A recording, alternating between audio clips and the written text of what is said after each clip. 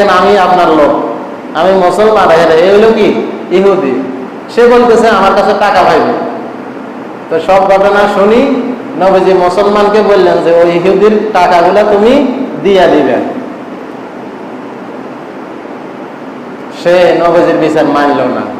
হযরত ওমর রাদিয়াল্লাহু তাআলা আনহুর কাছে গিয়া বলতেছে, হে ওমর ভাই, এমনি এমনি ঘটনা, এই বিচারটা করে দেন।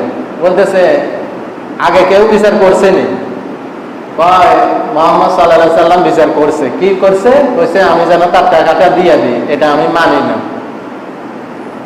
বলতেছে ঠিক আছে, আমি বিচার করো, তুমি একটু বলো, আমি একটু আসি। ঘরের ভিতরে যাইয়া তরবারি ওই খামের ভিতর থেকে তরবারি বাইর করিয়া আনছে। আনি ওই মুসলমান জিগা এক কোবে দুই খণ্ড করিয়া লাইছে। চারিদিকে ছড়াই গেছে মুসলমান মারিয়া লাইছে, মুসলমান মারিয়া লাইছে।